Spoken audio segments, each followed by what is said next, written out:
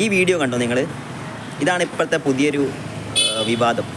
സംഭവം എന്താണെന്ന് വെച്ചിട്ടുണ്ടെങ്കിൽ, കാളി എന്ന ദൈവത്തെ ഇങ്ങനെ വിയേർഡായിട്ട് ഡ്രസ്സ് ചെയ്തിട്ട് സ്റ്റേജിൽ അവതരിപ്പിച്ചു എന്നുള്ളതാണ് ഒരു കൂട്ടം ആളുകളുടെ പ്രശ്നം.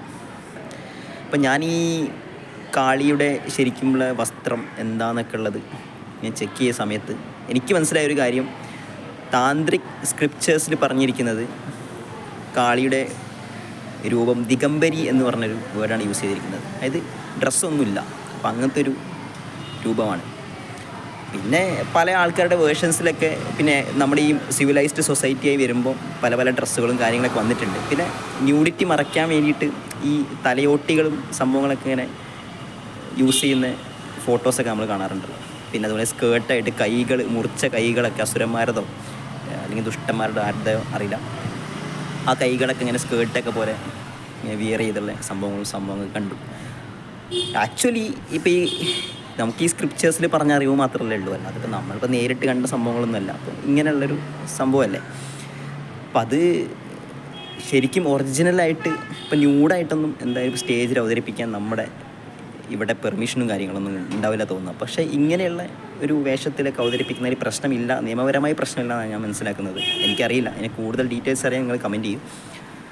പക്ഷേ ഞാനിതിൽ നോക്കിയൊരു സംഭവം, എൻ്റെ ഒരു തോട്ടം എന്താണെന്ന് വെച്ചിട്ടുണ്ടെങ്കിൽ, നമ്മൾ ഇന്ത്യ എന്ന് പറയുന്ന രാജ്യത്ത് ഒരു ആർട്ടിസ്റ്റിന് അവരുടെ ഫ്രീഡം എക്സ്പ്രസ് ചെയ്യാൻ ഭയങ്കര ലിമിറ്റഡ് ഓപ്പർച്യൂണിറ്റി ഉള്ളൂ, അല്ലെങ്കിൽ ഭയങ്കര പ്രയാസമാണ്.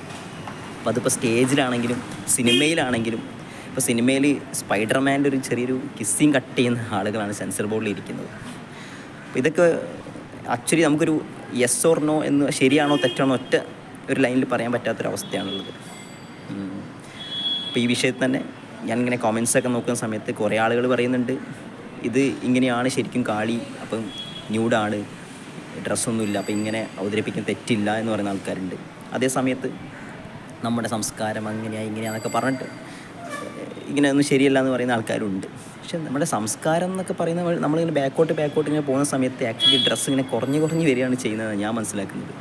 ഇപ്പോഴാണല്ലോ ഡ്രസ്സ് ഇങ്ങനെ കൂടിക്കൂടി വരുന്നത്, സ്റ്റിച്ചിങ്ങും സംഭവങ്ങളൊക്കെ വന്നതിന് ശേഷം. ഇപ്പോൾ ഈ അടുത്ത് രാമായണയിലൊരു പ്രശ്നം ഉണ്ടായിരുന്നു, അതുപോലെ സീതയ്ക്ക് ഇങ്ങനെ കംപ്ലീറ്റ് സ്റ്റിച്ച് ചെയ്ത ബ്ലൗസും കാര്യങ്ങളൊക്കെ കിട്ടുമെന്നൊക്കെ പറഞ്ഞിട്ട്.